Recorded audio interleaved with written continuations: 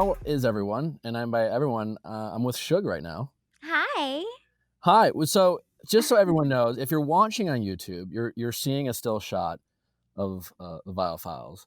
The reason why we're doing this is because we actually decided to re-record the intro to this episode. Because mostly is that the hometown episode was more awesome than we anticipated.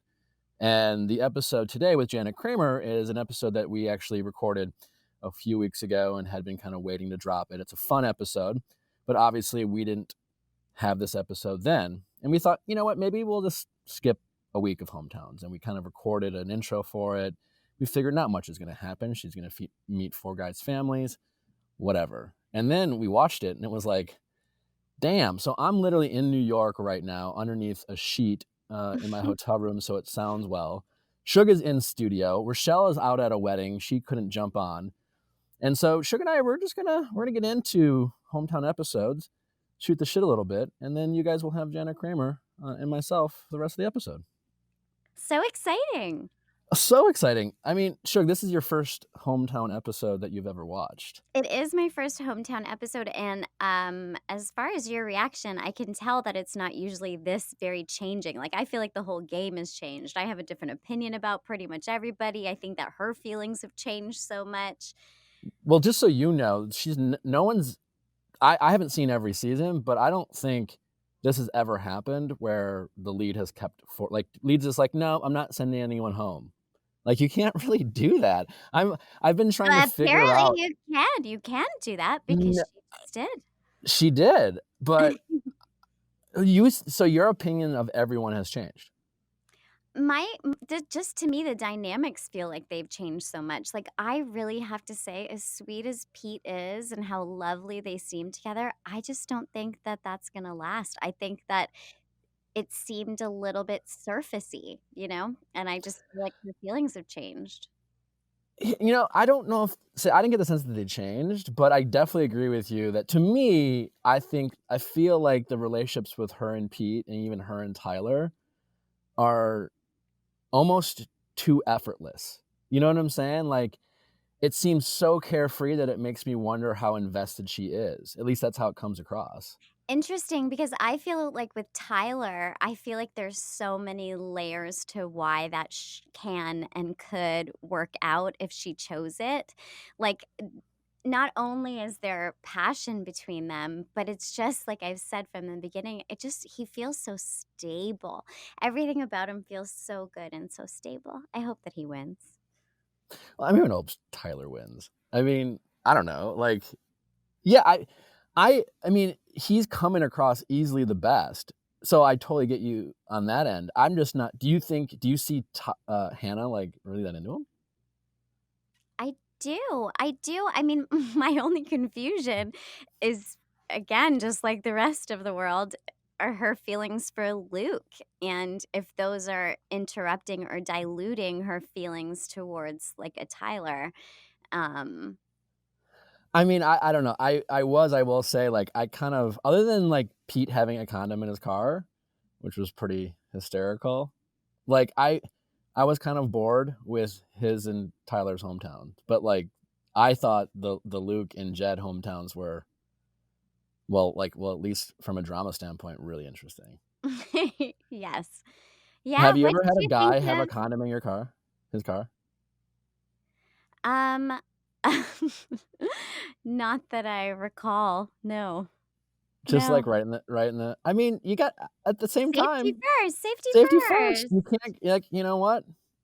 I don't Pete, knock Pete for anything. There's just something about their chemistry because when somebody just says to you every time they're with you, "I like you so much. I like you so much," but it doesn't really go beyond that. Like, I that don't was Mike. feel like, yeah.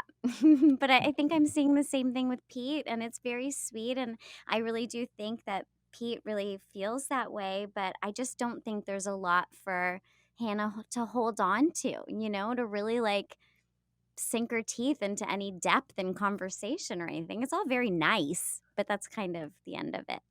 I mean, well, all we know about Pete in his hometown is that whether he's flying you or you're having sex, he's going to get you there safely. True. Did you write that one down? I tweeted it. So, Yeah. but yeah, it really came through. What did you think of Jed? I mean, his I feel like his family's super butthurt he didn't end up on American Idol. Like, the whole time I mean, like, this is all based off the scandal of, like, his other girlfriend or whatever. Like, I think it would have been interesting had that not came out. It makes it 10 times more interesting that there's these stories about Jed going into the show with a girlfriend and only doing this for his music career, and then meeting his family and being kind of a dick to Hannah, and not shutting up about, like, his passion for music as if someone can't sing and fall in love at the same time. It was just like Seriously. it was bizarre. It was Well, just like and also, I thought that his behavior at the end was unacceptable. I thought all of the boys, the way that they were reacting to her wanting Luke to stay on and them like huddling right beside him where they could hear him being like, fuck this guy. This so rude and absolutely just uncalled for. And Jed being like, why? Why is he doing this? It's like, bro, you have a girlfriend. Shut up. You know? I totally I mean, like, again, I mean, they obviously don't like Luke.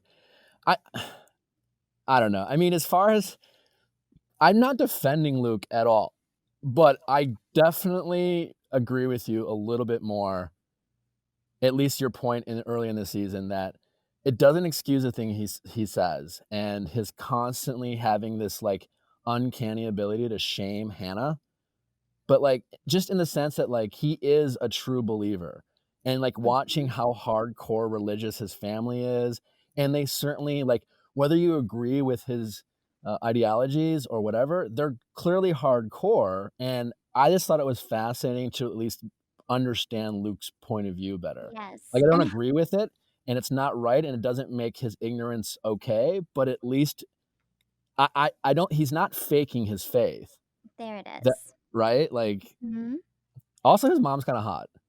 His mom was gorgeous. His Her mom's a total hair, babe. Her I her mean, her her skin, her face, her hair, oh, gorgeous. her it's her face she's a total babe. A total babe. Um, that's what a level Jesus will do for you. No, but what was so nice is how loved Luke is, and to see a very different reflection of people who love him. And it's like Hannah said, you can see through it if you look that there is a heart there. Yes, he's confused. Yes, he has really bad tendencies. I would say he has anger issues, but it's all based in some sort of agreement or truth that he made with himself, No, and I no, I totally agree with that. Again, not excusing the things he says at times, but, like, the love that his family has for him doesn't come from anywhere. Like, you don't have to agree with him, but, all I'm saying is I kind of agree with you that, like, well, it will have to come from him. I think he has the ability to become less ignorant and to become more Mhm. open-minded and to realize how he speaks to Hannah is Mhm. misogynistic and Yeah. gaslighting and condescending and shaming her. And not that it's an excuse, but I don't think he really necessarily intends to. I just think that's how it's like this kind of contradiction of trying to, like, live his gospel, so to speak, and sounding judgmental. And again, not excusing Totally. it, but at least helps me understand him a little bit better. I It's don't know. it's it's so interesting because it's as if he was taught what it means to love or what it means to be in a marriage, and he's never been close to that before, right? And he's taught that if you're in a marriage, you don't sleep with anybody else, and when you're in love, you only sleep with one person, and your body is sacred, and you don't give your holes to anybody else or whatever that says in the scriptures. I'm sure that's very Or close. something like, yeah, don't give your holes away. Uh-huh. But, like, even the way he shames Hannah, it's almost like he would shame himself, right? Like, he used to have sex and he has this, like, boring script about meeting God in the shower and fucking all the time in college or whatever. But, like, and that's the interesting part is I think people who are, sometimes I've talked about this and, with the show of my parents is that, like, while religion and faith can be great, it has this kind of uncanny ability to have people judge other people, especially if they're feeling, like, strong in their faith and they feel like they made changes. That's what's always interesting. Like, if you feel like you weren't, like, walking the right path and now you are, people like that have this really, like, easy ability to like judge everyone and make other people feel judged, because it's like they've corrected their mistakes, and they don't do that anymore. So now they just easily criticize other people. Mhm. And I feel like it's more that than Luke just being a dick. Agreed. Uh, Agreed. Did you oh, just I ping? just got a text on my computer. Sorry, guys. We'll have to. It's okay. And then We're all anyways, we're all picturing you in New York under your sheet. I'm under my sheet. I just like I'm curious what's gonna happen, because honestly, like production wise, I really wondered when it was happening, like, did production have any inclination that she was going to do this? And from everything I've been told and from what I saw, I don't think so. I think that was like a really sincere moment. Also, she would have to be an incredible actor to really pull that off, because she truly looked rattled. But it makes me wonder who she was sending home, like going into that rose ceremony. I have to think it's Luke. I mean, she did keep saying she had no idea. She just thought she would know when she walked into the room, and she was shaking as she was choosing the roses. I believed every minute of it. I don't think, as an She actor, as you called it, I can spot him, and I don't think that that was acting. That felt but very genuine. But also sometimes, like, there's our rose ceremonies where the distribution of roses, how it's actually handed out in real time isn't how you see it on TV. But there's no way they could have edited this, because there were like, you saw the 3 minutes where the guys were huddled up with roses. So, like, Tyler and Pete got the first 2 roses. You know, so what I'm saying? It's like, who was the guy who was gonna go home? Was it, Jed. you know No, I think it was Luke. I think Luke? Why? She left Jed's date crying. I guess, you're right. There's, like, 2. Yeah. You're right. I mean, her family was a total dick to her, and they were basically like, I don't know, like, he's gonna play music. I mean, They he were like, "Do you wanna ruin his career for love? Is this real? You've only known that's each true. other for 2 weeks." Maybe I just thought Jed was the front runner after last episode, so it was just hard for me to picture. I will say when Tyler and Pete got the first 2 roses, I was shocked. Who did you think was gonna go home? Tyler's gonna win. I thought Pete for sure was gonna go home. Yeah, I Like, could I see mean, I thought maybe Pete was going home too. I agreed with you that, like, she likes Pete, Pete's nice, Pete's fun to make out with, but, like, I just didn't see the relationship that I'm seeing with everyone else. I know, that's why it all felt a little bit scammy. That's the only thing that made me think like, "Hmm." I don't know, but I no, I don't. That's why I'm still all in on this season, just because I really don't. I think you're seeing some really authentic confusion on Hannah's part, and yeah, it's fascinating. I'm super into it. And next week, I think we find out who the windmill boy is. The what boy? Oh, the Who- windmill boy. Yeah, who does Hannah fuck in a windmill? Yeah, dude, that was harsh. Any Who did guesses? Hannah make love to in a windmill? She Jen. said fuck. I'm using her words. She did? Yeah, she said I fucked in a windmill. Ugh. What? What do you mean? What's wrong with that? It just doesn't alliterate very nicely. Yeah, you know what? She's You know, it living her truth. doesn't sound like the name of a song about a windmill, that's all. Who's your windmill boy? Tyler, everything is Tyler from now on. I think the show should just be called Tyler, and that's it. I'm Mm, sold. You know why? It's because you told me to go on his Instagram, and that that's good, changed. right? Oh, he's so authentic and genuine, and he's doing such good, and he's helping the kids. Oh, everybody. I hope that Tyler wins. All right, well, all right, we I don't know. I'm glad we took the time to talk about it, just because I don't think we could have skipped all that and just breeze past it when we reconvene next week. But hopefully we'll have the full team back next week with me, you, and Rochelle, and our mystery guest who we haven't decided who's going to be yet. But speaking of guest, coming up next, my friend Jana Kramer. Sug is not on this particular podcast. Rochelle is back with us. We're just playing musical chairs right now with you two. Mhm. But Jana is awesome. It's a really, I think you're gonna love it. If you've ever been cheated on, have cheated, if you ever had interest in what it means to be a sex addict or love addict, Jana talks a lot about it. She's really open. Jana and I have a very fun, friendly, and kind of contentious, sometimes playful relationship. She's played hard on me in a fun way, and so if you like to hear someone giving me a hard time, you'll certainly enjoy this. But I love Jana, and it was a lot of fun bantering with her, and I think you'll really enjoy it. And as always, guys, thanks for taking the time. Don't forget to rate us 5 stars. We love you very much, and Love we'll you. all be together in studio. And for those of you watching on YouTube, you'll get the video version of the Jana coming up next. Time for Nick to sell you things you really need, but you don't own yet. Well, Michelle, we've talked about OpenFit before. We both love it. We love OpenFit. It's really simple to talk about because it's really simple to use. Yep. Anywhere. Anywhere you are, you can do it in your living room / gym. On your TV, on your phone. And do bar classes, yoga classes. If you want to get OpenFit, you can join me on, or us. I'm doing it too. 30-day fitness trial. OpenFit has changed the way we work out. And texting my code Viall to 303030, you can join us on a fitness journey personalized just for you. Right now, during the OpenFit 30-day challenge, my listeners get a special extended 30-day free trial membership to OpenFit when you text Viall to 303030. That's 303030. You will get full access to OpenFit. Full access. All the great workouts and nutrition information totally free. Again, just text Viall to 303030. Standard messages and data rates may apply. What's your favorite class? I like the yoga one. Yeah. Because I'm not good at it. Right. Yeah. You don't and know I don't how to know do what the hell moves. I'm doing. Exactly. I'm good at doing the other stuff. So Yeah. I'm trying to get more flexible. Yeah. So that's really good for me. Totally. I learn the most by doing that. Oh, I love that. Yeah. Rochelle, Yes. Ship Station. God. Ship Station. I don't know why that's so funny to me. I mumble and then I slur. It's okay.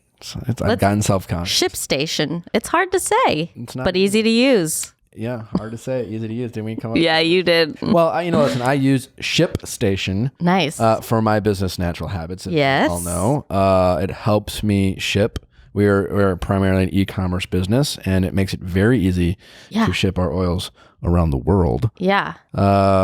So yeah, it's. You were so excited to get the sponsor because you already used the I product. do. They're like, oh, we got this. I use them every day. They make it just much easier. It can be very time consuming to ship things. Yes. Postage. They take all that work out there. I can track it, track all my sales. Really no matter where you're selling, if you're selling on Amazon or Etsy, our own website, Yeah. ShipStation brings all the orders that I have and yours if you use it into one simple interface, making it really easy to manage from any device. It's a really very user-friendly app on the phone. Yeah. If you're It's selling great. stuff online, you should use ShipStation. And so if you sell with USPS, FedEx, UPS, Amazon Fulfillment, you can use ShipStation. yeah. It's really great. So again, we use it. I use it every day. I Yeah. use it for my business. I wouldn't know what we do without it. So if have you any type of like e-commerce business, if you're selling from home or just a real simple, even if you like, not even like, even if you're like just shipping anything Yeah. kind of on a regular basis, Yeah. ShipStation is a very perfect app. If you don't like have like this big business that you're Right. shipping to hundreds and thousands of people. Like NHOils.com. Well, yeah, but like we're growing. I'm just Yeah. saying, like, even if like my mom, for example, she used to do this, and ShipStation would have been perfect for her if she used to do this. But she used to like refinish furniture and like small pieces of Oh, furniture. really? Yeah, she's very Your talented. mom is so impressive. She's so talented. She didn't have that. She has a different job, and she does it more as a hobby now. Yeah. Or she would. Do How does that. she have the time? No, she doesn't. But like using ShipStation would be perfect. Like, so I'm saying, like, even if it's like here and there, it makes it just really convenient to track all that stuff. So anyways, ShipStation, I can't advocate for it enough. Right now, all Viall File listeners can try ShipStation free for 60 days when you use promo code Viall. There's absolutely no risk. You can start your free trial even without a credit card. That's the best part. I mean, that's truly a free trial. Even because if you forget to use it, then you're not going to be like charged Yeah, exactly. for it. So just visit ShipStation.com, click on the microphone at the top of the homepage and type in Viall, Viall. That's ShipStation.com. Then enter promo code Viall, Viall. ShipStation.com. Make ship happen. Wow, you got so many right in a row. I'm so impressed. Hard to say, easy to use. Now go buy the stuff. Jana Kramer. So I'm beautiful. literally covering my hairy legs with a sweatshirt right now. Like Glamour. that's how like You not ready think for they're this that hairy that these high definition Oh yeah, cameras? they're super hairy. I think most people listen Dude, to this I'm podcast. married with 2 kids, packing cross country move right now. Like didn't have time to shave my You're legs. moving. Yeah, I'm moving to Nashville in a week and a half.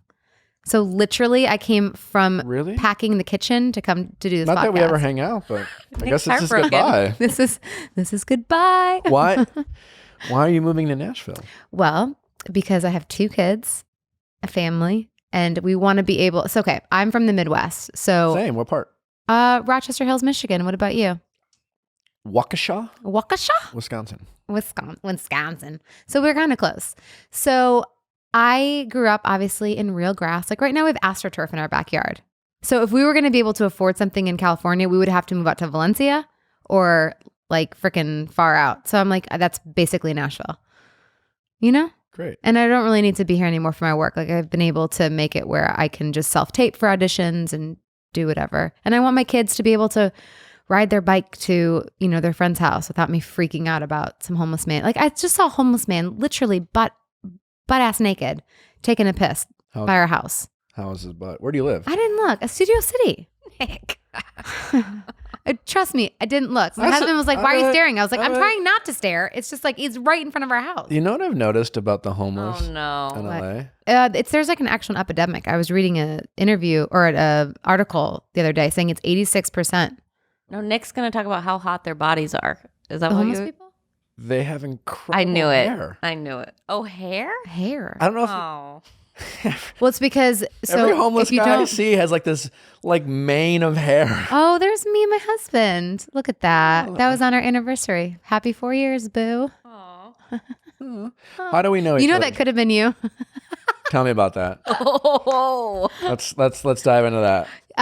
So I met Nick the very first time I ever met Nick. I was going to an interview, and I believe it was KTLA? KTLA. I don't And remember this. I was so excited to meet him because he had just finished. I think you just finished. Paradise. No, it was like Caitlin's season. Really? Yeah, it was before you did Paradise. It was a while ago because it was before I was with Guarded, my husband. broken man at that point. Yeah. And so my publicist is like, "Oh my gosh, Nick Viall's here." And I'm like, "Oh my gosh, make him stay. I really want to meet him." So I get super pumped up and I see you walking back to the car, and you were so douchey. Like How you were was I the douchey? biggest douche. How was I douchey? I was like, "Hey Nick, I'm Jana. Nice to meet you." And you're like, "Hey." And I was just like, "Oh, Wait. I just said nice to." I just said hey. But it's how you said hey. You basically dismissed me and were like, "Why is this little fan saying hi to me?" So clearly you had no idea, which I would not First of all- expect you to know like who I am. That's fine. Wait. 100%. But it just felt very dismissive. Yes. So I just was like, man, okay, Wait, he's a douchebag. Everyone was right. Wait, is dismissive And then I walked away and was like, that was a disappointment. is dismissive douchey? In my opinion, yes. To everyone? Well, and because you had also that persona already that you were kind of a douchebag. How Sorry. I'm sorry. I gotta go. Oh no. But I just he wasn't expecting this. No, I was totally expecting this. he, I've he- heard this story. He likes this, yeah. So that's what I was totally bummed because I was like, there has to be something there if these girls kept you all the way to the end. But there was something that didn't get you to the final. Well, I don't know if it was I know what it is, though. either. It's overly confidence. Wait, hold Overly on. confident. They I think Andy and Caitlin picked Josh and Sean because they liked them better than me. But there's a reason for that. I'm loving this. Okay. I don't think so. And as it relates to the show, You know, because as it relates to, there's like that little piece, you know, like you're a little too confident. I'm too confident. Yeah. I think you can be too confident. About what? Well, you just seem a little confident. A little Walk confident away. or too confident? Too confident. You don't think it's insecurity? I think it's 100% insecurity. That's the thing. I think that's why I said to you when you were on our podcast, Wind Down, there was something you don't fully go there. You're not fully breaking in, like you're hiding something. How many minutes have we actually spoken with each other? Probably 42 minutes combined. 42. I think that's high. No, because you were on our podcast 30. Ever talking Vegas, we talked by the blackjack table. We did. For about 10. Oh. Yeah. No, there was no. Oh, I was 8 months pregnant. Okay. It's funny. I was talking with Rochelle before you showed up. I'm good at reading people, as Rochelle's. He is. I'll admit it. I do think like we talked about this on your podcast, people constantly, I think, are trying to figure me out. I don't know necessarily why. I think there's hints of truth to some people say. I'm a confident person. What do you mean by overconfident? Sometimes overconfident suggests I don't have reasons to be as confident as you might perceive me to be. No. I just think sometimes overconfidence maybe is dismissive to other people's. I have always been. I have an ability to be aloof. Like not a gift, knowing? a true gift. Not a gift. It's just a trait, I guess. Ability, I guess, implies that it's like something you want. Yeah.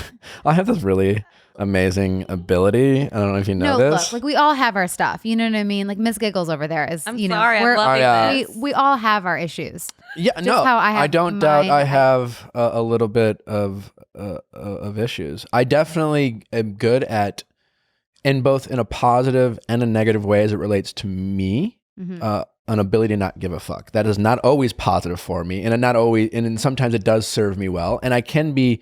But you not giving a fuck though when you're in a relationship, if you're talking to the person like that, then they feel really stupid. When I'm in a relationship, I give lots of fucks. Okay. But if you think you're the one always right though, and how you maybe are overly confident with certain things, a person might feel we're you talking being, about a few different things. Am I Well, no. Am I both? Am I always right and overconfident, or is my always rightness?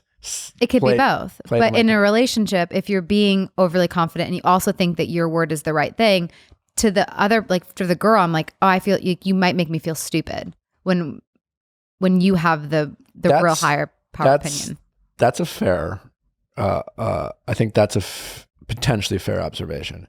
As it relates to Andy and Caitlin, again, when I'm in a relationship, I have found myself, I think we said this on your podcast, is that I am a big personality, but the women I have dated also have big personalities. Huge. And I have tended to be, if any of the two kind of played the more subservient role, it was me to do that, but not totally submissive. So at first, and what I'm saying is like, I like a strong woman, so I liked her to be opinionated and strong. Eventually, then also you want to take that voice away though too. I never want to take it away, but I also wanted to be heard. Well, right. Which takes away, which kind of silences them. And yes, I definitely, listen, I think as it relates to Caitlin and Andy, there's reasons why they didn't pick me, and they ultimately liked Josh and Sean better. If you want to like get into the weeds of it, yes, I was very different than their type of guy. Sean and I are very different. Like Caitlin does like a stage. We all know this. And I'm fine with sharing a stage, but I'm not necessarily fine with giving the stage away. Get it. Right? You guys can share. You guys can. I'm fine with sharing. Hey guys, welcome to Relationship Talk with Nick and Jana. Sometimes I don't. Sometimes people don't. In a lot of relationships, there's the people who like they're the if it's the man is like he's the one everyone notices. Yeah. And then in other relationships, the woman where she's kind of the alpha in the relationship. I like a yin and a yang, and it's harder to find. I agree with you. Also, thank you for giving me the oils. I'm obsessed. I actually just put some on my mic so I can smell it. Thank you for saying that. No, I just pulled this out of my purse because I'm a little stressed right now with the move. So I just put some on my. She's holding our release blend. Do you like the diffuser I gave you? I do like the diffuser. I have a question about it though, because I put it in my son's room. Does it have to be? Because look at it's going down. So I'm trying to like get it to go up. Do I have to put it on like a higher? What do you mean up? Table? Well, it's going up, but it's water vapor and it's lighter than air. So it's like gravity. But I feel like it's only hitting like the floor. Well, it's it's going all over. Are you sure? Well, this is water steam, and eventually it's diffused. The essential oils are going to vaporize into the air, and you're not going to see them. that's just the steam. It just makes me feel like it needs to be on a higher table. So I've been So- trying to put it like I don't necessarily think it needs to. Okay. It's gonna reach about 600 square feet, so Right. certainly more than your son's room. Well, I And like then the roller too. You have a different setting. So thank you. I'm glad you like it. Thanks. NHOils.com. First-time customers are getting 20% off right now. Oh, Yeah. cool. Because I need some more. Do you ever bathe in it? No, but I want to. You know take what I baths? started doing? I put it in my steamer the other day. So I have this like facial steamer Uh-huh. and I put it in there. Cool. It was amazing. You should try that's that. a good idea. I Yeah. don't have a facial steamer. It's really good. And so it's like a spa all in one. Ooh. Yeah, smells good and your pores are getting nicely detoxified. Were you surprised I have such a high-quality product? Yeah. Actually, I'm trying to figure out your guys' relationship.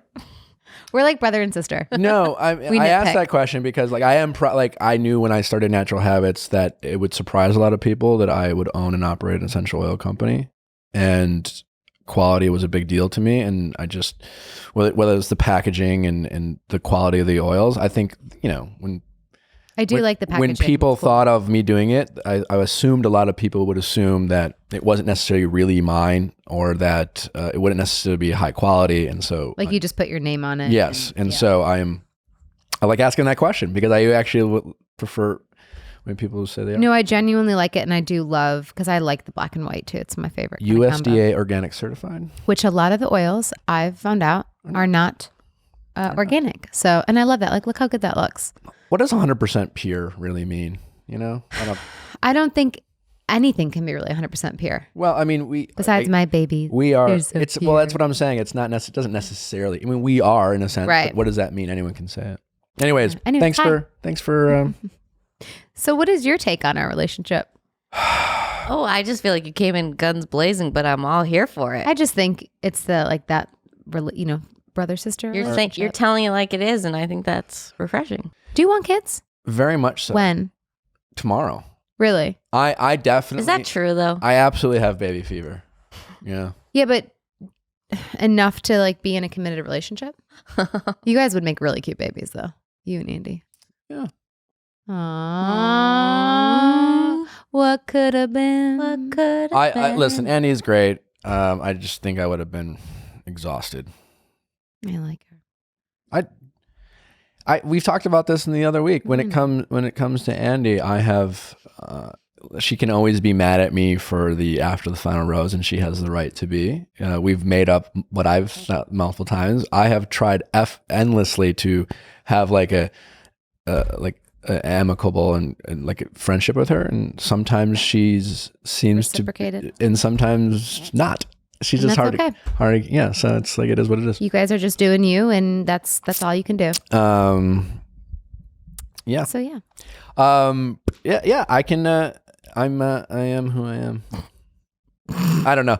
I don't think I have always throughout my life been accused of being cocky or overconfident from time. Oh, I mean, since I can remember. Oh, really? When you were little? It always bugged me. Because I'm proud that I am a confident person, and I am a confident person. I often think the criticism I get from Conky has to do with my demeanor sometimes, because sometimes I will walk in a room and I won't be smiling all the time. I will be, maybe even in my head, I won't be overly engaging. And then I think people will look at me and then make assumptions based off of that. Like, for example, when I met you, you had an excitement and expectation. I didn't know who you were at the time. It's fine. And I didn't meet your expectations. And then that Because made you me weren't friendly. Like you don't care how you make people feel, maybe? Is that what it is? What? You don't care how you make people feel. I very much do. But in fact, when I hear these but stories, you didn't even like smile when you like when I meet someone like, hey, nice to meet you. I wouldn't be like, hey, nice to meet you. again, I'm not excusing it, and I'm not saying it's Literally, okay. that's what it was. And I was like, I'm not excusing it, and I'm not saying it's okay, and I'm not saying I like hearing these stories. sure. I'm saying that as opposed to it's because I'm a douche and I think I'm awesome. It's probably had more to do with the fact that I was worrying about something, and if it was right after Caitlin's season, God only knows what was going on in my head at that time. No, look, and I get that. I think everyone has, because I'm sure there are times when people meet me on the wrong day and they're like, man, she was a bitch. Like I can see how that sometimes when you're not having a good day, but you have to also think about it. There might be some truth to, if you're hearing it multiple times, like if I was a bitch 24/7 from a lot of people or the majority of the time, I would do an inventory check of, all right, hey, like maybe I do need to change something up. I think I do that all the time, but also like, again, there's a plenty of people who like, but you don't care enough, like, because you're confident to actually make the change. I don't care enough in the sense that, well, that's true. Because listen, then you're going to continuously get those comments then. May I finish? Well, no. Not until you. We're going to get a bunch of people like, they keep interrupting each other. Listen, I'm always in my head to the point of being too much. I mean, my closest friends will tell me, Nick, get out of your head, or you spend too much time thinking about that, it will cause anxiety, and you're too self-critical. So clearly I care, and I do analyze and try to make appropriate changes. As it relates to like meeting people in person or of a fan who comes, I'm always go out of my way to say nice, to introduce myself, to ask their name. Like, for example, if someone comes up and says, oh my God, you Nick from The Bachelor? Yes. To Jana Kramer. Except to Jana Kramer. I don't bat a thousand, and sometimes I will have to say, like, it doesn't necessarily come natural for me. I have to be like, all right, Nick, be present, ask questions. No, I do get that. Like, I have a friend that's very, she's very shy. She's very closed off. But in a room with just us, she'd be amazing. But in maybe social settings, so it's really hard because people think she's a bitch. People think that she's not nice. But it's like, no, she just doesn't like these kind of settings, so she's uncomfortable. It also can vary too with me. Again, my first experience in Bachelor Nation wasn't super positive, right? And so most people that you meet in person were it's always like the 90% were great, but there's always that 10% who was critical, or like you could tell they weren't a fan of you, and sometimes they'd let you know, or they'd ask a bunch of questions, and then I just became more guarded and just kind of like, all right, here, and again, that's, that kind of plays a role into all that. But again, I've always, and to the point of not caring, you asked, I am secure with myself, and I am proud that I don't care so much that I'm willing to change who I am, because I think there are, and I'm not saying that to mean that gives you a right to like be a dick or be a jerk, but there are some people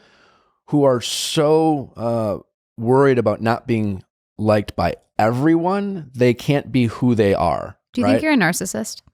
No. No? Okay. Just curious. I think I thought about being, do you think I'm a narcissist? You should just do the checklist and see. I've done the checklist. You have? Because you thought you were one? I could be a sociopath. I don't know. Like, I'm open to anything. Okay. What makes you say that? Well, I mean, we've spent the last 30 minutes just talking about you. Whoa. This show opened up with Jana telling me about me, and then I am answering the question, and then you say... but here's the thing, you like, it's a little like long, so it's like... You're trying to make up. You. Are you? It's like you're trying to just. I said it that way on purpose. That's very inappropriate. I'm kidding. Yeah. So yeah. No. I'm just messing with you. I love this. I'm fine with it. Do you think I'm open? Like, see, I will also think I'm fine with it. We can do this. I don't know if that makes me a narcissist because I'm fine with taking criticism. No, it's I think that you're also just, you keep going with it. So I think that you have an issue with it. Going with what? The conversation about it. It shows that This is a podcast to talk about things. Should I be shutting things down? No, but if we were in a therapy You asked me a question. No. Next question. Okay. Oh, man. Do you think this? Absolutely not. Next. Nope. Absolutely not. Is that what I can expect from you when I ask you questions? Totally. To give me one-word answers? Yep. Nope. You love me. We've got one. I was just playing with you. And this is my problem. I'm very sarcastic, and I get into that issue all the time. I'm a very sensitive person at times over sensitive things, but I'm not a defensive sensitive, like, it doesn't. Yeah, but that's been my issue. Like, me and my husband would get in I mean, people were angry at me on my podcast because I say things that I don't realize that aren't nice, but I'm just trying to be funny. And so I have to like backpedal a lot and say, I'm sorry. So I'm sorry, Nick, if I hurt your feelings. You did not, without knowing too much about me. Mm-hmm. Oh, we're back on you again. Okay, cool. I just wanted to make sure. Do you think we're similar? Are you projecting maybe a little bit? Because in a lot of ways, I think we are very similar. Yes. I'm good at reading. I think that's why we banter. And I think that's why we would clash severely if we ever met in a different lifetime. Because if we dated? Like in a different lifetime. Explosive. Terrible. Entertaining. I mean, I met your husband. He seems like a really nice guy. He's a great guy. I have some questions. Okay. I have answers. Great. They go with yes and no. Are they? I'm a naturally curious person, and I'm not a judgmental person. Know this when I ask a lot of questions. Okay. I don't you've been very open about your marriage with Mike. Mm-hmm. I commend you for that. I think that's really awesome. I think, again, in a positive way, I think where you remind me of me is that I don't like you're authentically yourself in the sense that you might have a big personality, you might talk a lot, you might be confident, but you're not willing to talk about your not so shiny parts of your life, which make you interesting. Thanks. I don't want to say that I'm, that would, but I like that about you. Thank you, Nick. So you've been very open about your marriage. Is it hard for you to give compliments? Actually, no, not at all. Oh, Rochelle, do I compliment you? Oh, yeah. That's a total no. Here's what I do, actually. I don't feel a little bit like insults, I'll be honest. Sometimes. I don't compliment easier, but when I do compliment you, you're like, I'm not talking about necessarily you. You should stop. You're like backpedaling. Just take her criticism and then just we can move forward and you can be I'm very not talking nice. to, maybe Michelle's the wrong person to ask. Oh my God. That doesn't mean that you shouldn't. Rochelle and I have a very unique relationship that's evolving. New York. So you've been very open about your relationship with Mike and specifically his sex addiction. Yeah. If my memory serves. Mm-hmm. Tell me about sex addiction. I don't. Addiction. Yes. You say that? Sex addiction. Sex. Do we have a speech problem? Oh, my kid does too. I think so. Sometimes. I can't say bachelor. Bachelor. You just said it. Did I though? My sweet daughter has a great speech therapist if you need her. Her name's Deborah. Okay. She's awesome. Oh, we should have her on. She's really good. Mike has a sex addiction. He's a sex addict. What does that mean? So he has in his past used sex inappropriate in ways to shield him from feeling things or having emotions or his scapegoat. So let's just compare it to alcohol or drugs, because I think that's an easier one for people to understand. So, if you want to just forget about the day and you're having a hard time, or maybe, your parents were abusive or whatever, like what you led to. So you went to alcohol and you became an alcoholic because of your maybe family of origin stuff that you went through. He used sex. So instead of alcohol or drugs, his addiction was sex. His addiction was, so anytime when he was younger and he felt stressed or he felt overwhelmed, I need to go have sex with somebody. He would go and have sex, but it wasn't like Who's he having sex with at the time?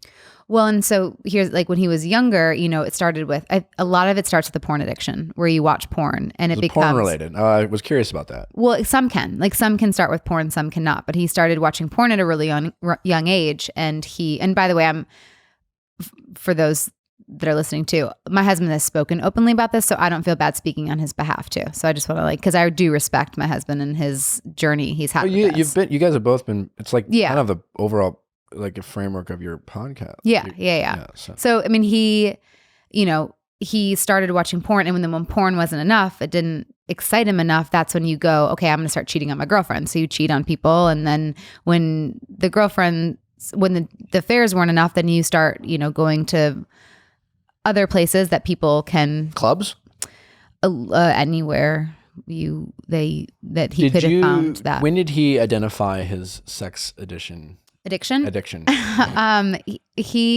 I caught him and Caught him I did. in the act. No. There was a lot of things that were going wrong in our marriage. We were about a year in, and my girlfriend Sarah Bryce, who I don't know if you listen to country music, but Lee Bryce, his wife, and I are besties, and she's like, "I'm sorry to say this, but your husband is cheating on you." And I was like, "What? Like, how do you know? Like, what do you mean?" She's like, "From the things that you've told me about him and confided in me," she's like, "You need to do some research." And so I did some research, and so like she was saying as an outsider, the things like, that he's saying isn't normal. like, how he's acting isn't normal. Yeah, Like his it's patterns. His patterns are not normal. Sure. But I'm like, how? Like he cheated on me before when we were just dating, and I found out because an Instagram girl reached out to me. And how did you? And how did you handle that? That I've cheated in almost every relationship. You've cheated. Yes, and so I. Why? Because Are you a sex addict? No, I was a love addict. I am a love addict. Who just There's so many different. can't you just be a cheater? You can, Can and you- some are just cheaters. That's the thing. Like people, and that's the thing. Like a lot of people are like, well, they think sex addiction is just an excuse. I can understand why people think that, but that is a thought that crossed my mind. sure, and I totally respect that. But because a lot of people don't understand sex addiction because it is such a new, it's not as socially acceptable yet. But when you sit in those meetings in sex addiction, 12-step meetings, there is a difference between a cheater and a sex addict. When you are going out of your way to get that fix, Yeah, it makes sense. I get that is so different than just cheating on your wife one time or two times or three. It is very different when you go to such lengths to get that fix. When you if I were the victim in a Mm-hmm. sex addict situation, I totally get the logic, right? I get that. I guess you can be addicted to anything. I get the whole idea of a fix, but I guess my question would be, well, I'm still in a relationship with you, and even though you needed to do that, like the lying about doing it, like take it from like an alcoholic point of view, right? Like if you're married to an alcoholic, they're still usually drinking in front of you, right? if you're married to an alcoholic Let's say if you were married in to, recovery, they shouldn't be drinking in front of you. no, but let's say before they've identified they're an alcoholic, right. Like there's plenty of people who are probably alcoholics that aren't in AA and haven't said I'm an alcoholic, right? They say that's the first step is admitting you have a problem. A lot of people like are heavy drinkers, and it's just like, well, he's just a fun guy who likes to throw a few back. Yeah. And so you're in the relationship and you're not hiding it. Like, hey, I'm married to this person and they drink a lot. And, as the friend, you're just like, hey, I don't mean to, but are you sure your husband or wife doesn't have maybe a drinking problem? They're like, they not function. And so they're not hiding that aspect. And so in a sex addiction, I get that addiction. I can't talk today. In a sex addiction situation, he is addicted to the sex, and I get that. But the choice of hiding it and lying about it and the cheating, I feel like That's part of the addiction. is another choice. That's part of the addiction. That's part of the insanity with it. I mean, he wasn't sleeping with me either. So that was something that was I think the hardest thing to get past as like the spouse of an addict, being like, you could sleep with all these women, but yet you couldn't sleep with me. And that's hard. And I now understand it. But in the beginning, again, it's the lying is part of the cycle. The lying is part of the addiction. I don't know if he knew the truth from, like, he was always lying, always. I mean, he'd say he'd go to rehab for his knee that he was trying to fix to get back into football. And he was going to a hotel but coming home and lying about it. Like, that's also feeding the addiction, was the lies. How? So how do you handle that? No, but like, right? Like, I don't. Yeah, that would be tough. I empathize. We're like, look, when I found out about everything, I had a 6-month-old little girl. Sure. And Oh man. I mean, it was just shocking. I'm like, when I found out that he met one of his affairs at his bachelor party and continued to have, sexual relations for a very long time. And then all these other things that I found out, I'm just like, your whole entire world just like flips upside down. And so then he went to treatment for 3 months. And I was just essentially a single mom at that point. I'm like, what just like my life, like where did my family just go? So, and I think everyone, you know, every single one of my friends was like, you have to leave him. But there was something still inside of me where I came from a divorced family, and there's nothing against parents that leave. I totally understand that. But for me, I had to be able to tell my daughter that I tried everything. And at this point now, if it happens again, I mean, we know what's going to happen. But for us, I know I can look at my kids and be like, I tried, and this just isn't going to work. It's ultimately a choice. The easy route out is to leave. And I just didn't want to take that route until I went down every avenue to try to fix it. And he was willing to work it too. Well, I don't want to say the easy route out is to leave. 100%. Well, listen, it's so easy to leave. You know how easy it would be to file for papers, and it was harder to be around the three of us together because, you know. I think what you're doing is awesome and commendable. I don't think for the people out there who are cheated on and then choose to leave, I don't think it's necessarily fair to say they're taking the easy route out. I think they have every right in that moment to say this isn't for me, regardless if that person is just a cheater or a sex addict. I also think it's great that you have every right and decided that I'm strong enough and capable, and I want to make this work. It is a choice. You've recognized that you've cheated in other relationships too. I think. Do you think that plays a role in your acceptance of that you're not perfect? Of how could I sit there and just walk away? That played a role. That's why I took him back in the very beginning, because we were just dating, and I was like, you know what? I've done the same thing, and I've wanted to be forgiven, and I wasn't. So that was kind of like my and that makes sense. Forgiveness for myself in a way. But I also like that it sounds like you're not making necessarily excuses, and you're not playing the role of a victim. Right? I mean, is that true? I did the first couple of months. But. I mean, I think that's common at first, but now that it sounds like you're choosing to try to make this work. Yeah. And now you guys as a couple are choosing to figure out how you can do that. He's in therapy. Yeah. You guys are talking about it. Yeah. I think it's really interesting you're so public about it. Well, because we started to realize I was actually helping people. Yeah, and so awesome. On everything I've ever been through, there's got to be a reason why. And so I have a platform. So and selfishly, I didn't want to feel alone either. Now I have all these women that reach out to me on Instagram, and we have this community of women that we're not bitching about our husbands on there, but we're saying hey, just to support, and knowing that we're not alone in it has helped me so much too. So that's why I want to be able to do this, because there's so many people out there that are too afraid to. I was going to ask that. Do you feel almost weirdly like a sense of comfort from it? Oh, I love it. Because now that you've put it out there, you're even if people judge you for it, you are showing strength. There will be someone that needs it. Yes. Yeah. And then do you find it almost a level of protection? Now that you guys are so public about it. Yeah.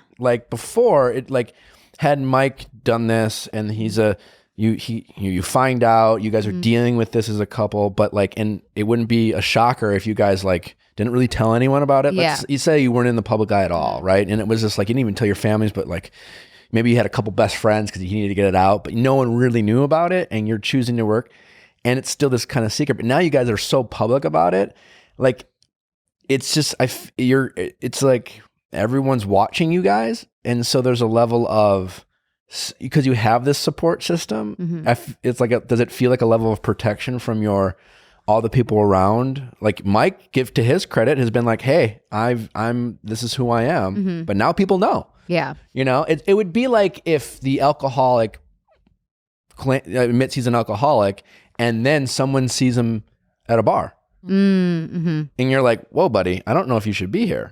Yeah, I never looked at it from that standpoint. I looked at it in a way of where we felt like we had support, but it's an interesting way that you phrased it.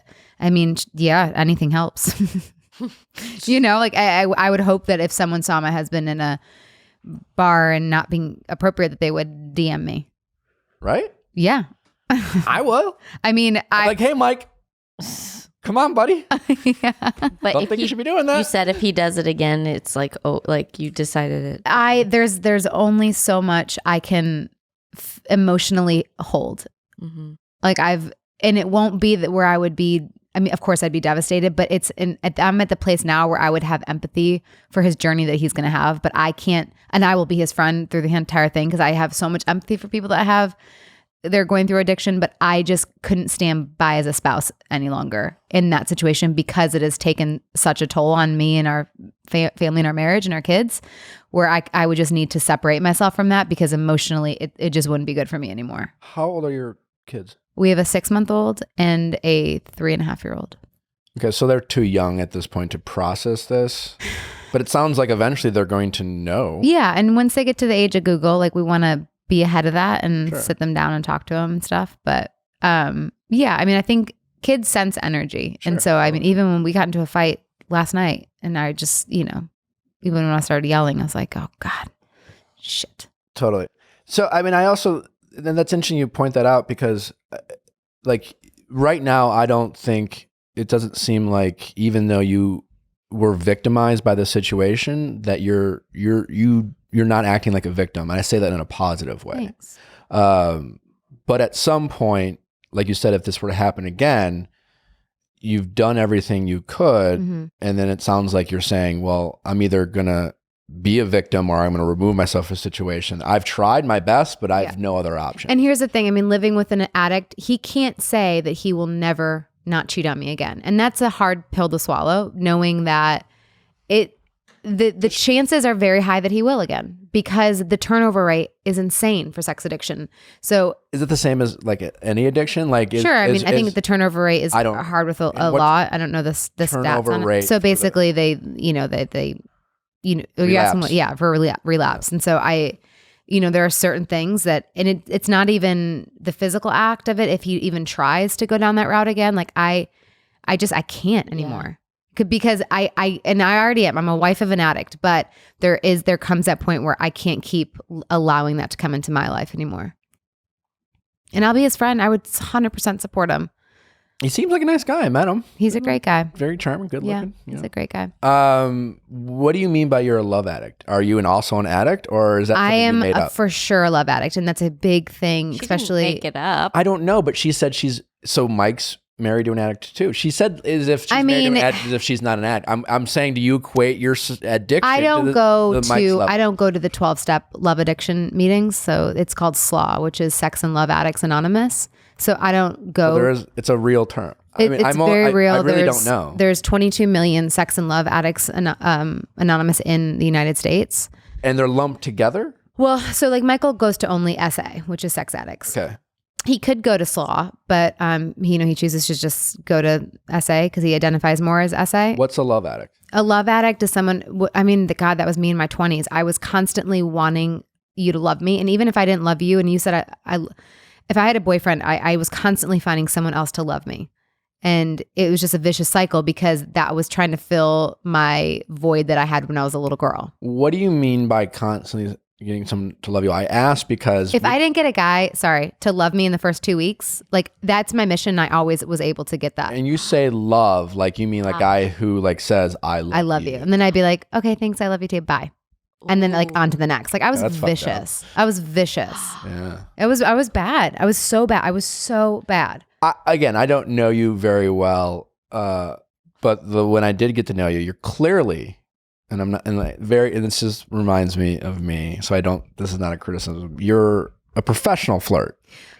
Yes. So you're really good at it. And that's the problem that I've had to be very careful with because I am a very flirtatious person. And sometimes I've gotten myself in situations where the love addict comes in. I'm like, oh God, now I'm in a freaking hotel room reading lines with this guy and I'm not supposed to be doing this. The reason I only brought that up because I'm getting to know you. You're telling me about this love addiction I didn't know anything about. And I'm thinking to myself, because like you're pretty, you're a flirtatious person. So you meet a guy, you do your thing, and said guys like, let's say they don't know anything about you, and they're like, Jana, I think she's into me. And so what you're saying is that's that love addiction, Jana, maybe coming out to get this guy to think this pretty girl's hitting on her. In my 20s, yeah. Oh, wow, savage. Yeah.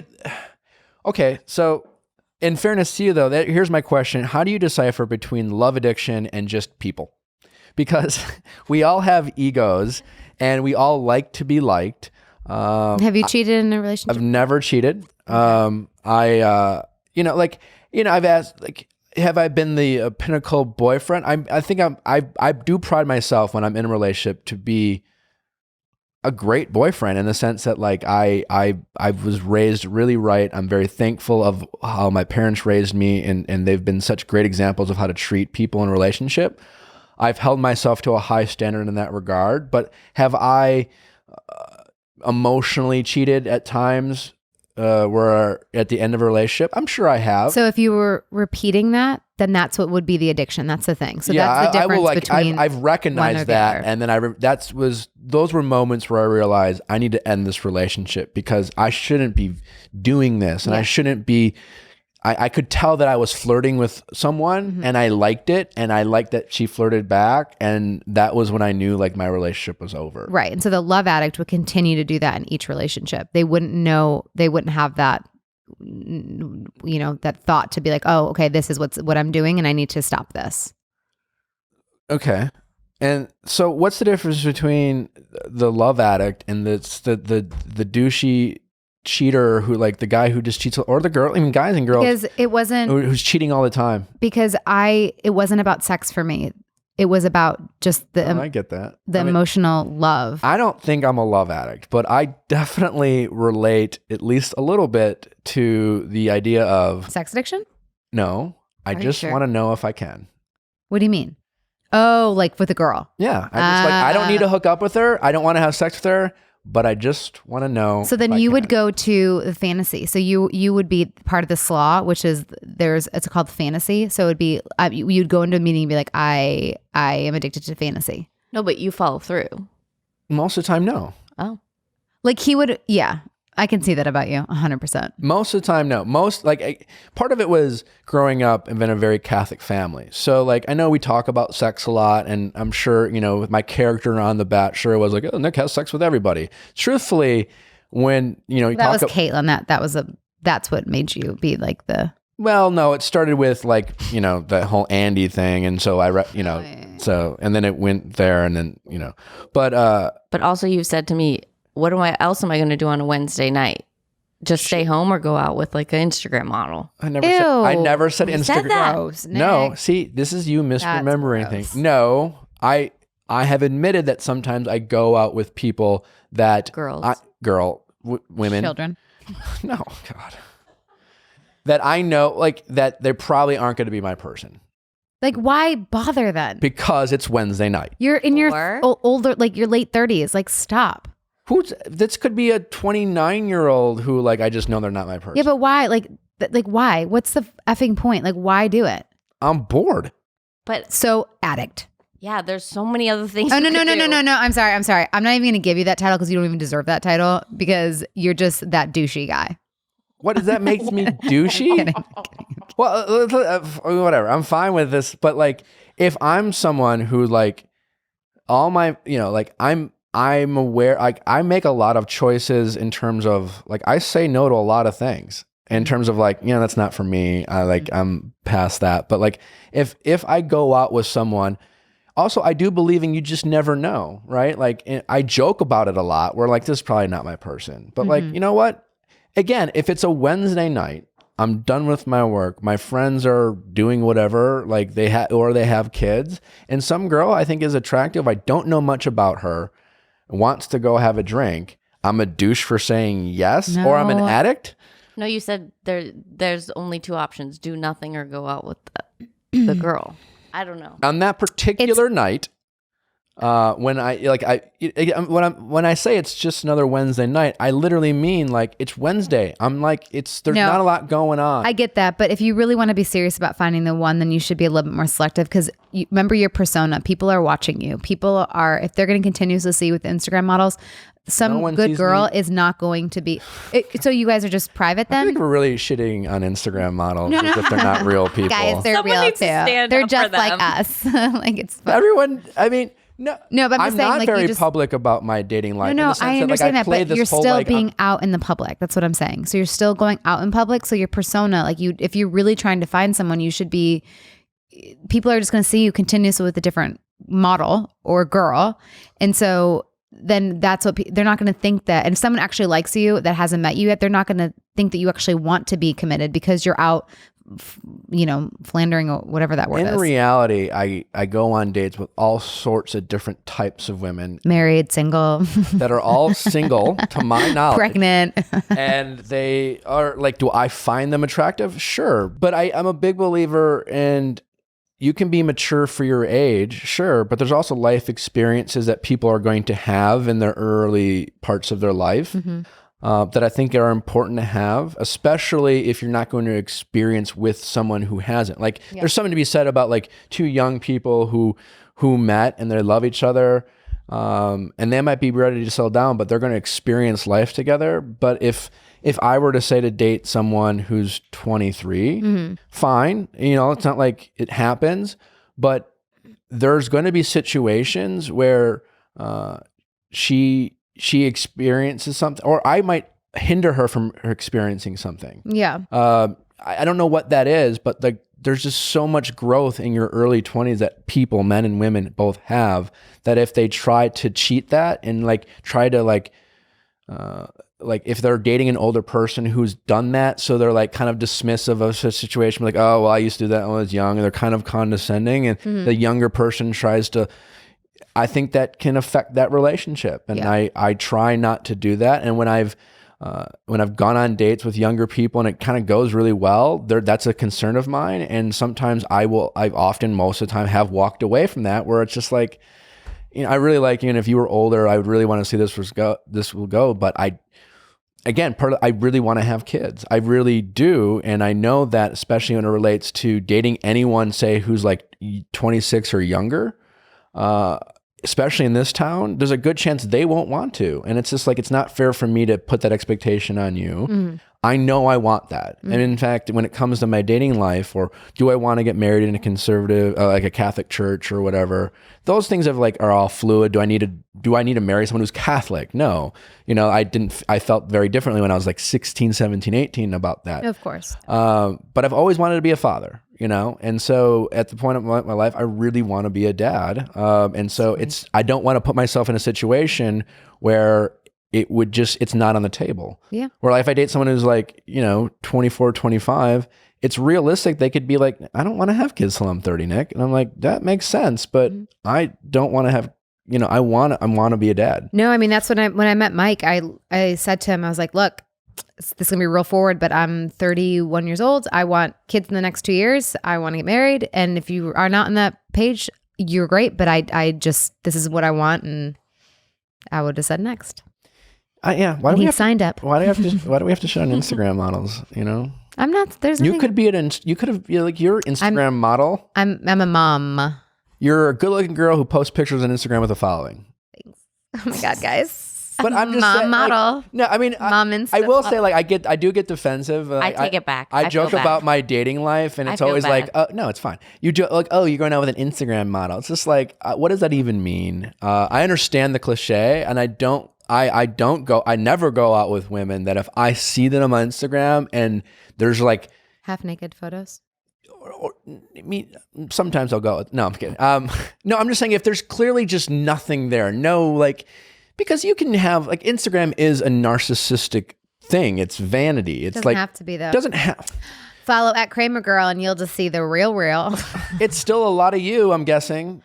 No, if you obviously don't, I do follow you. It's all my family and our messy life. If I had my last post was about my miscarriages. Yeah, but it's still about you and your family, right? It's not, but it's not. But I'm not doing. I think it's a great page. But thanks. I joke on my Instagram. Look at that. Family. I wish I had a girlfriend/wife and a child. Don't look at my baby boy. I wish I had that. I'm desperately painting with my shirt off. You have your shirt off all the time. You're like, why are you brushing your teeth without your shirt on? Again, I hope people realize it's meant to be somewhat comical and obviously that I'm making fun of it because that's what my Instagram is not for me. It's for the people who are following. So it's I guess that's what I'm saying is oh, I did have that bra one, but that was for I try not to whatever. I try to be very open. I am I do hold myself to a standard when I'm dating. Does that mean I go on a date with someone that it's just like, yeah, chances are probably not going to work out, but let's see where it goes. The point of all this is when we were going back is that I don't, talking about whether I'm an addict or a love addict, I don't like to sleep around, in a sense that I never, my whole life, and I think sort of it came from like a Catholic guilt thing, is that I would never go out and try to have sex. I would never. Then I think you're good. But I would try to know if I could have sex. And that's a love addict. Isn't that just someone who has some vanity issues and maybe a little bit of an ego and like, maybe a little? Maybe you're on the spectrum of love addiction. You don't think most people are like that? No. I don't. It's okay. No. Well, I'm a love addict, borderline narcissist, and a dick. Oh no. No, former dick? Mm-hmm. Nice. I like you. You're good. You're Here's good. The thing about me, Jana, is that I have layers. We all have layers. I say this whether you want to take this as a positive thing or a negative thing. I'm generally the same person as I've always been. I've grown and I've matured and I've learned about life, but my personality, it's the exact same as when I was 14. And that is, at first, I can come across as sometimes intimidating, abrasive, maybe douchey or aloof, depends on how you want to classify it. And then once I open up and people get to know me, they have a very different point of view. It's still the same guy. Do you wish you would have picked someone else on The Bachelor when it was your season? No. Who's the runner-up? Raven. I don't know who she. I don't think Rachel. I don't think my person was casted. Your person? I don't think. Again, great group of women. I don't think I don't think I screwed up. I don't think Vanessa was my person. We gave it our absolute all, but I don't have any regrets, and I don't think I should have picked someone else, or I messed up there. I don't think my person was casted on my season. Why? I was just curious. Yeah, it was just interesting. Did you love her at the final, the final rose? I was obsessed. Yeah. No, I mean like when it was live to when everyone knew and found out. Well, we were struggling at that point. It was, yeah. I mean, did I still, I was very optimistic and hopeful. I mean, did I love her? Of course at that point, but it was hard. I mean, that's no different. You hear stories and there's a lot of behind the scenes stories, and I won't name names, but like other leads in relationships, you come out after the final rose and most people are like, oh, we're so in love. This is great. And then you hear things about right before we got on stage, we were screaming at each other. Oh my God.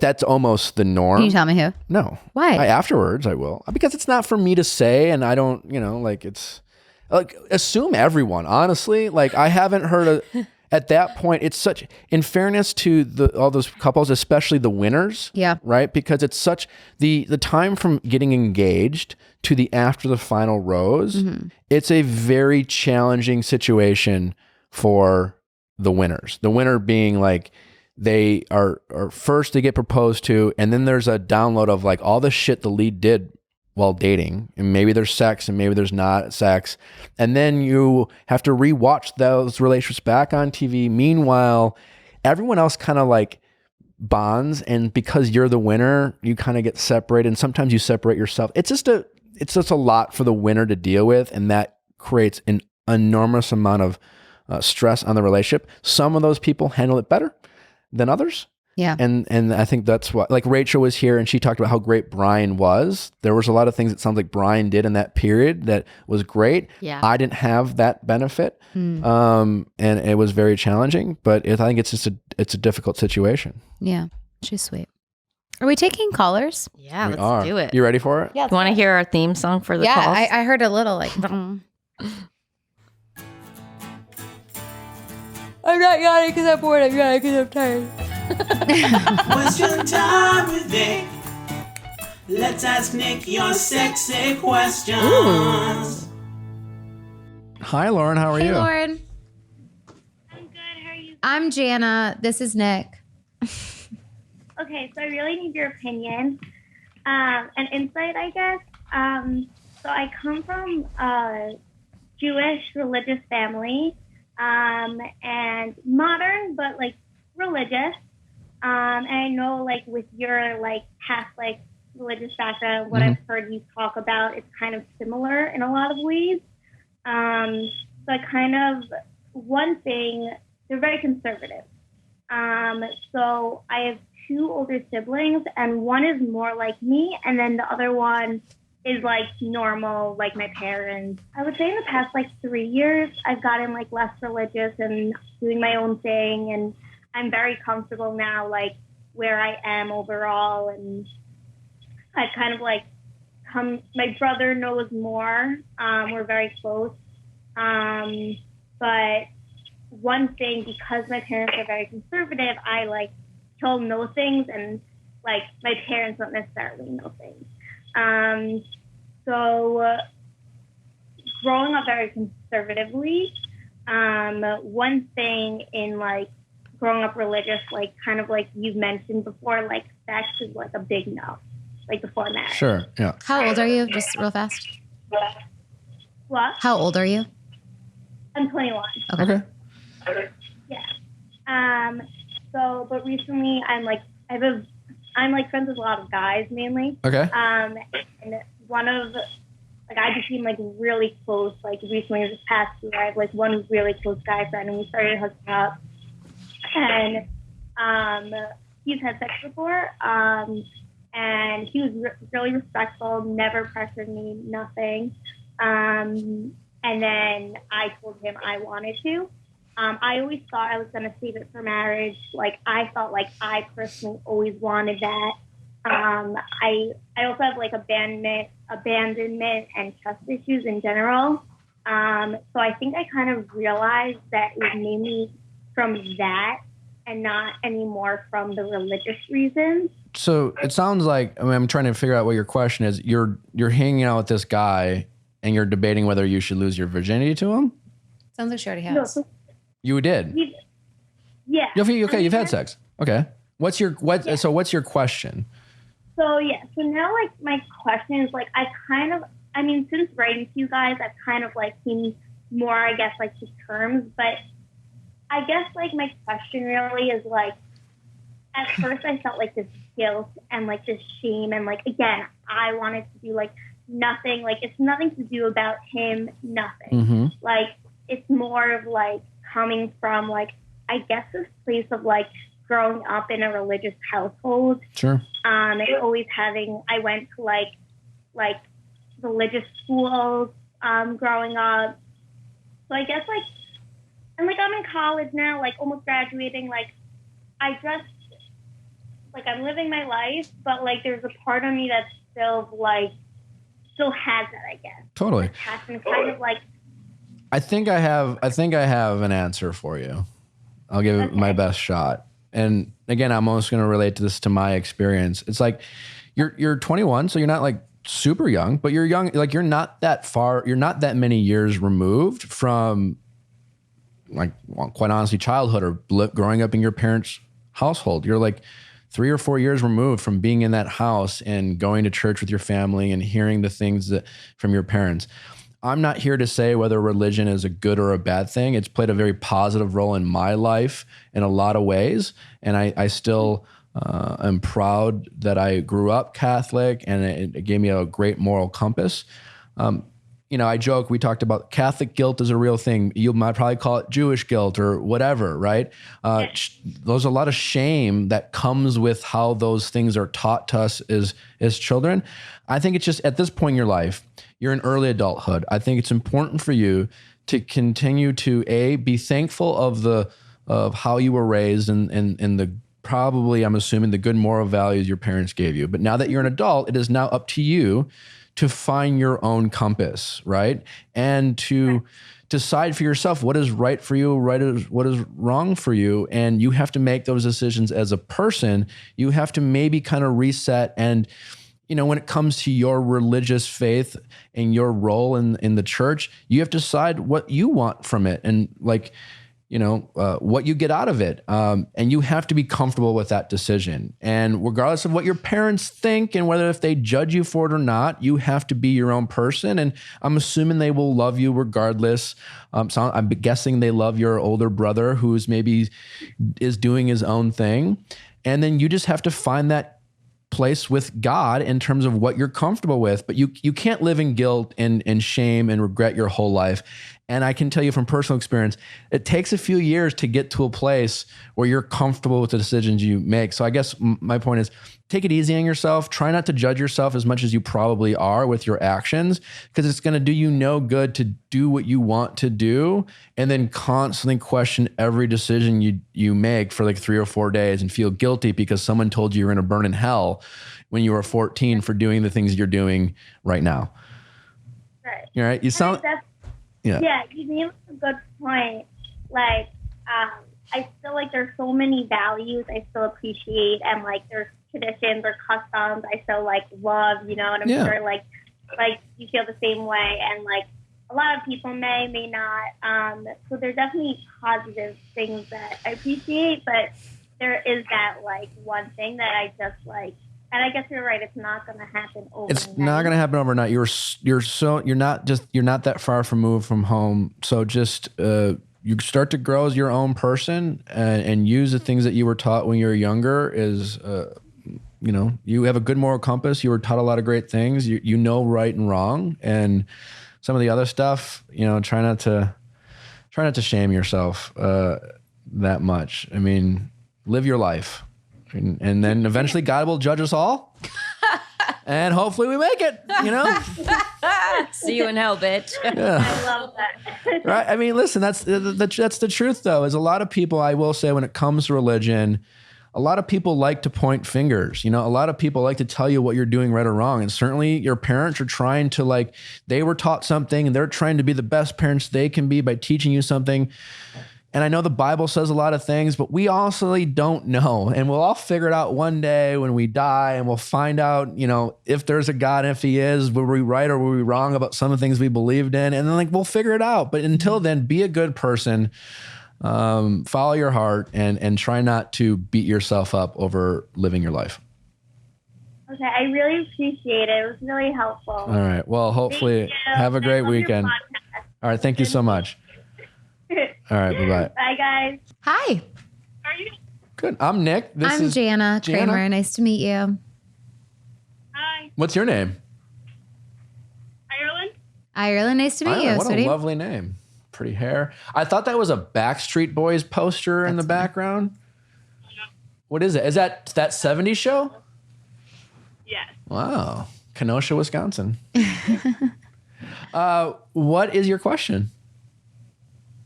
So, I've been hooking up with this guy Good for just you. casually, but there are times where he finishes really, really quickly enough to warrant a conversation afterward.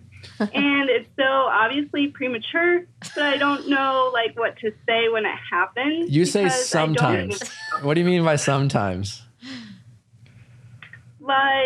It's not super frequent, but enough where I want to know what to say when it happens. When you say because- frequent, are we talking 2 pump chump, or are we talking less than a minute? Oh, okay. Yeah, less than a minute, Oh, probably. man. Yes. Is there foreplay Yeah, going so- on? Yes, yeah. hmm Okay. And so your question is because are you talking about it? You haven't brought it up. He acknowledges it afterward.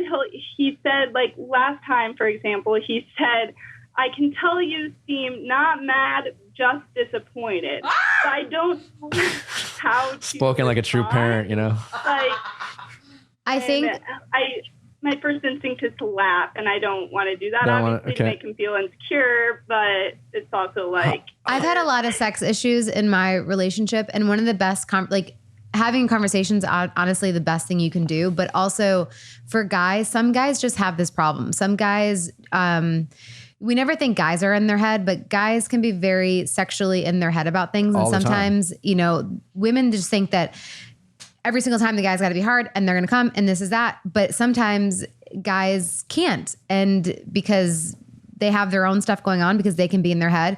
But having the conversation where you don't point it at him in a negative way, because then he'll get really in his head, but just be like, hey, just so you know, I really enjoy this, but at the same time, I would like to feel good too. So I think having that communication where he wants to then take care of you, like his mission will be to take care of you and not, but don't like shame him or anything like that, because then that could really screw up down there. But going at it from a way like, I really like this. I just would love maybe if you could try to also please me as well. How old are you guys? I'm 21 and he's 22. Okay, so you guys are. But it doesn't have to end after he comes. Well, that's what I was gonna Yeah. say. Like, if I think kind of that's what Jana was alluding to is, listen, he's young, he's excited, he probably thinks you're pretty hot. These are nothing that's happening is necessarily bad. It could be worse. Yeah, it could not even come up. Well, I've had that issue. That's hard. So you're doing something right that's working for him. So that's great. But yeah, like, so when he is done, is it just over? He doesn't think, well, hey, good for me, but No. what do you want? Yeah, no, it's the end after that. And to Like, me, that's very Ew. selfish, and I don't Yeah. like. I've always hated that with guys, and it's just been. And I mean, honestly, even just my husband. Sometimes I'm like, hey, like, I also need to be taken care of too. And sometimes it feels very selfish when you don't at least try. Because some nights I don't want to, but if you don't even try to make sure that I'm okay, like that bothers me and makes me feel like you don't respect me, or you don't care about me, or you don't care about like how I feel. I totally agree. I mean, again, I've gotten older but I know, again, I feel like I've always, from what I can remember, been this way. It's like, ideally, if I'm hooking up with someone, I would prefer that she came first. So it's kind of like, if you guys are open enough to talk about it, it's like, I want you to come, because the idea is once I, like when y'all are done. When men come, it's like They're done. They're done. Yeah. Like it's not as like, It's not as hard. It's not as whatever. It's like they're done. They literally they're done, right? Yeah. I've had guys that aren't done though. But see, for me, I'm done. rally. For me, sexually, I'm like, ugh, gross. Like, you've already done it. Like, I'm not as interested anymore. But part of it is, I think there's I guess there is like kind of that stereotype. So like Physiologically. Yeah, our bodies, men, like we are actual done. It doesn't mean we're like, but we're not. Your mouth still works. Exactly. We're not useless. I'm saying like the erection goes down, and if you're young enough, it'll like give them 3 minutes. It'll come back up. Or really fast. Another thing you can do is if for some reason like he physically has an issue, because some guys do, have him help you with either to again do stuff afterwards, or grab your freaking rabbit and do it with him. You know? Yeah, and again, my guess is there's probably nothing wrong with him. He's probably just a 22-year-old kid who thinks that when he's done, that you're done, right? And I think you need to kind of coach him up and raise your expectations. Like, I think it's right. You don't chastise him, don't make him feel like he's doing something wrong, but say, that's great. I'm glad. I'm ready for mine, you know? But say it in a way where it's respectable and be like, I love this. I just would also love to feel good too. You know what you say? You just say, you know, it would really turn me on if you do this for me. And I think if you say that to a guy and you tell him what would turn you on, that should get him excited. He should want to turn you on. I have a question though. Answer. Does he even ever make her come? Have you ever had an orgasm with him? Not during sex. I knew it. Not during sex. Have you had an orgasm with him outside of sex? Yes. So great. This is, is it true, you guys are women, that some women can and some women can't? Usually. No. I mean, they're not doing it right. Okay. But but I'm saying, because you can at least do the orgasm or the friction. But I'm saying for some women, is it easier to come versus sex than not? This is what I don't. You have to be in certain. I'm talking about just in general. Right. Yeah. Okay. I don't. Yeah. I mean, well, you have to be in a certain position. For me personally. Sure. Yeah. Right. Right. There's preferences, and it sounds like this guy might be too quick to even give our lovely friend a chance. But the good news is, it sounds like he can without sex. So like the solution to the problem is to like just make him do what he's doing. And if he's so fast, make sure he does his thing for you before you even start having sex. Yeah. Mm-hmm. Also, no. What do you mean no? Don't have her come before sex. Not And before sex? No, because she wants to have, like, you want to have that orgasm during sex. It's taking him a minute.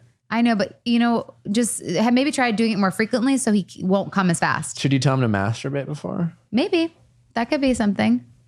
He could just, Like, hey, I'm coming. maybe like masturbate. Like, hey, I'm coming over, buddy. Before. Rub one out. I don't know. Listen, I think he's not your lobster. Just have fun.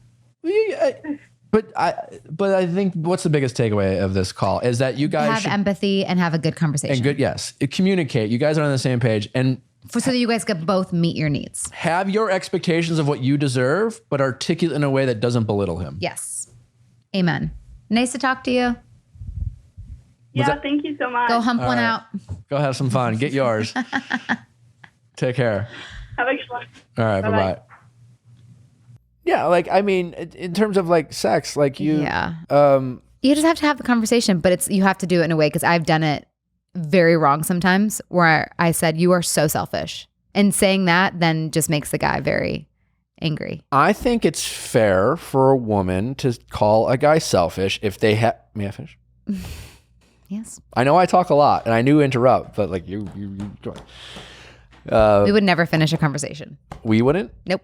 No, but I'm saying I do think it's fair if you have sex and a guy finishes and comes and he doesn't offer, or let's say he doesn't offer, maybe that's inconsiderate, but he's selfish if she asks and he's like, yeah, I'm done. Then he's selfish. Because any guy, even after they come, can still go down on your girl, can touch her, can do whatever she asks him to do, and maybe even like in a few minutes, he'll be back in action. I'm just saying, if he's unwilling to try and put the effort in, that is selfish. Yes, but you can still deliver it in a healthier way instead of being passive with it. Sure. Yeah. What? Fine. Because that's because I've done it better where I'm like, you're so selfish. And then the other night I was like, it just feels very selfish to me when this happens. That is, yes. I mean, I don't think it's ever positive to yell at someone and say you're selfish. But I'm just saying, I do think... Your dick is selfish. I think it sounds like women should definitely expect it of guys. And the stereotype that if a guy is done, he's done is true, but not necessarily true in the sense that the intimacy doesn't have to be done. Yeah, I think, yeah. And there's other ways of being intimate than having sex. Dude, I mean, sometimes, just the rabbit's better. Not, saying sex isn't better, but just like, it's easy. I get that. And I also... when you're tired. They're young, but I think ideally if you're in a relationship, you guys should talk about what you both like and what works out so that you get on the same page. So you can be like, same time. Same time would be a baby. Well, not necessarily. If it's same time, how could you be same time? And then there's condoms, there's birth control, there's... Yeah, that's true. Listen, you have the luxury of being married. We still don't. He's even snipped, but he hasn't done it enough to make him sterile yet. Okay, I don't. I'm not following this at all. It's okay. Next time you come on, we'll talk about that. Well, Jana, thanks for coming on. Thanks so you're for having moving. Me. I'm moving. This is it. This is probably our last, unless you're going to like any iHeartRadio stuff, I probably will never see you again. I hope to see you again. I hope to see you too. I hope you come to Nashville. You can be our guest in Nashville. Where are you doing your podcast in Nashville? From our house and then the iHeart studio. They have an iHeart studio now. They do. Bobby Bones records there. Oh, cool. Yeah. So we'll use his studio and then we'll record from him. Well, good luck with your move. Thank you. I appreciate it. Say hi to Mike for me. I will. He's driving cross country right now, so I'm home alone with the baby. It's going to be super Where's he fun. going? He's driving his truck to Nashville. Yeah, I know. So it's going to be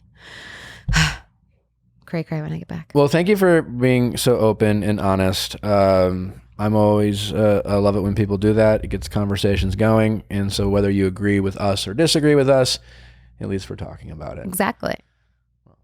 Good to talk to you. Yeah. Until next time, we open another file. See you next week.